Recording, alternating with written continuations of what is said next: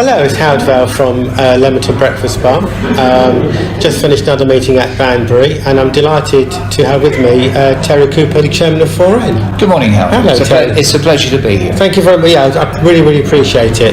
So you just did your foresight. I think people need to see it. So just roughly, what was your foresight about?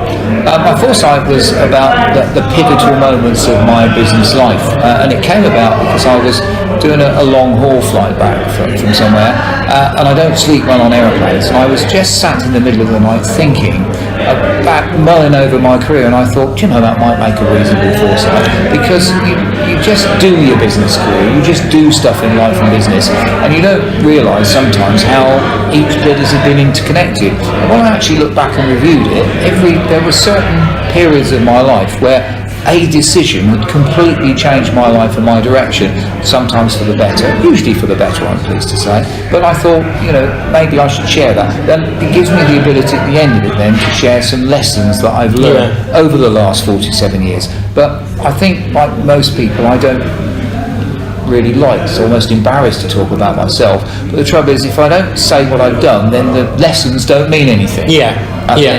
So as long as you enjoyed it. Yes, I totally enjoyed it, Terry. Because your background is originally sales, isn't it? It is. Sales and marketing. Yes, I started as a salesman when I was just 19 years of age, just coming up to 20.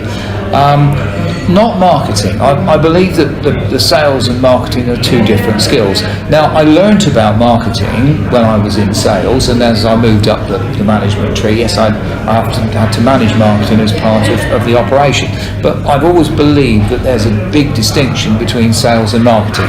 You're either in sales or you're in marketing. They're complementary, but they're not the same skills. Yeah.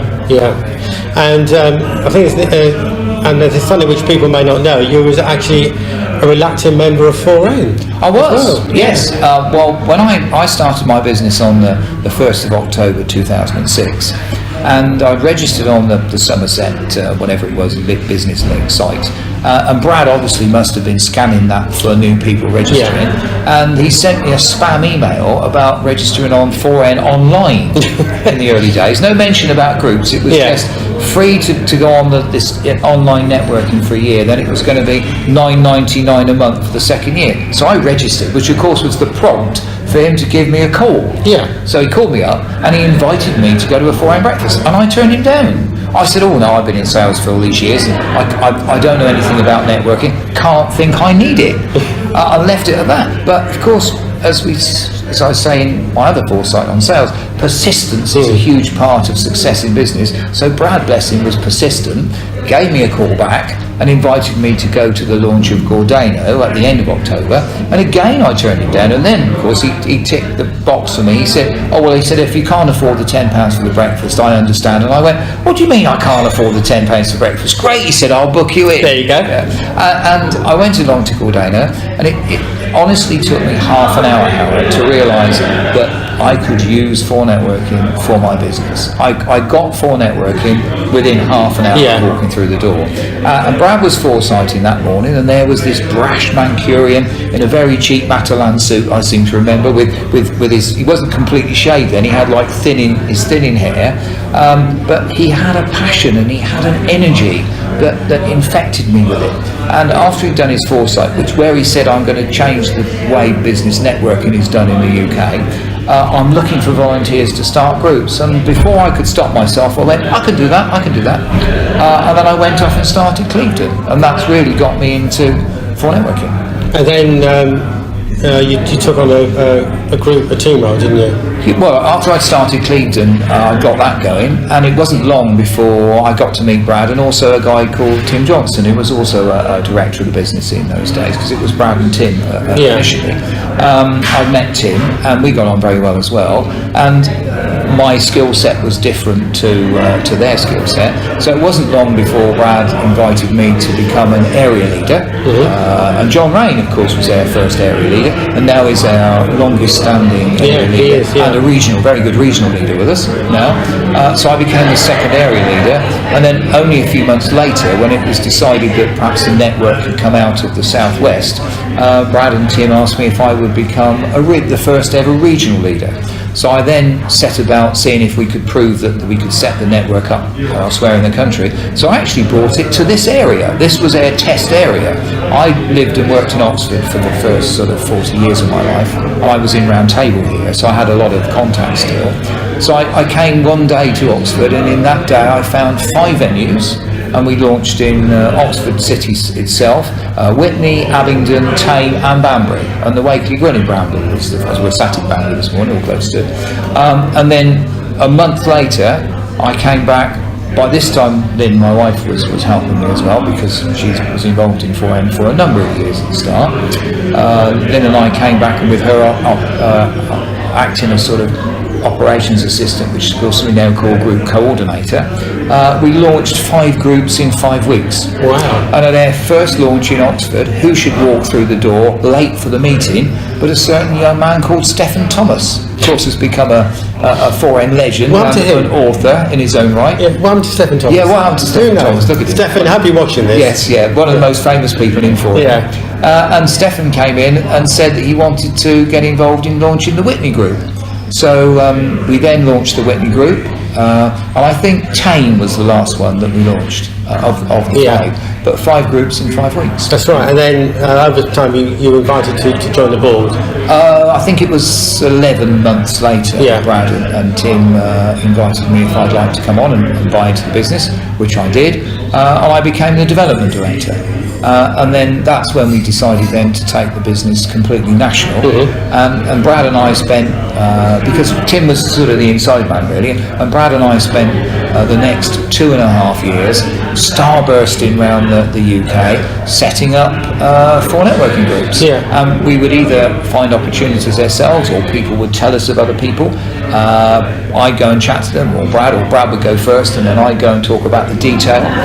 We found people like Tom Lawrence, Terry Dorr, and they all came, by referral or by interest in 4N.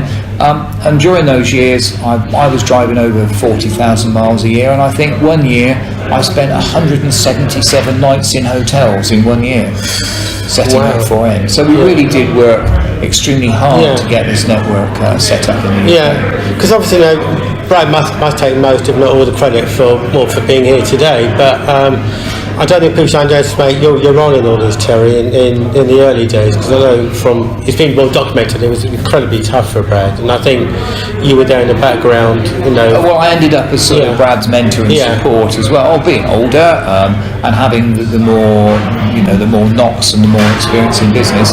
It was perhaps more where Brad able to lean on me, as it were, to learn stuff in the early stages of the business. But I will pay credit to Brad, and always will pay credit to Brad. Brad is a fantastic ideas man. Brad's one of those people that can cut to the chase. He has this incredibly clear vision of what the solution needs to be, and he's also incredibly focused. I found it amazingly refreshing, having come out of corporate, amazingly refreshing to work with somebody like Brad. And I learnt very early on, we learnt early on to trust each other's judgment. I learnt early on particularly in things like marketing. Brad is a superb marketer. Yeah, he is. Yeah, superb marketer. He is. Yeah. And also with some people do know that you're actually pivotal in the survival of 4N. There was a point when Brad wanted to give the whole thing up. Well, unfortunately, after we set up Australia, which was and I'll just touch on that because that was an amazing thing to do.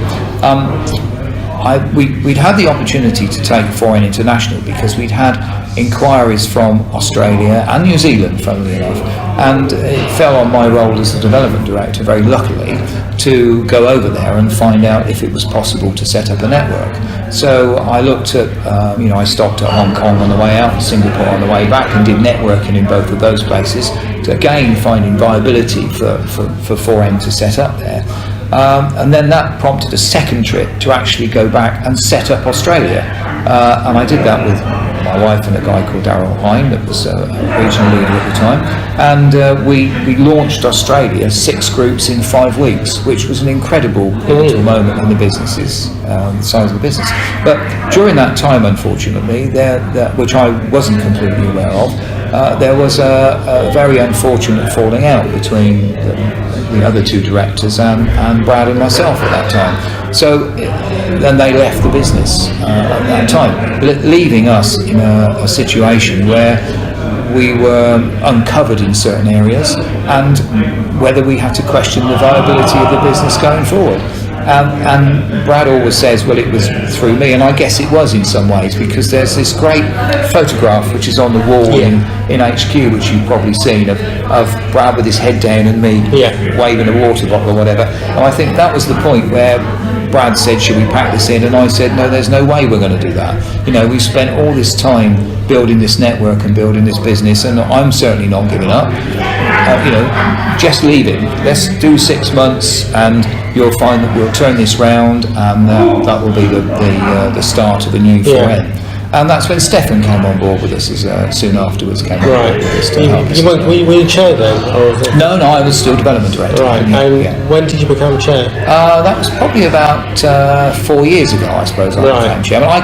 To be honest, Howard, it's almost been that, you know, 4N has been almost so fast in its development that I can't always remember all of the points in it, but I think it's about 4 years ago, because we then made a conscious effort that we would try and take the business, we would need to support the business with new people.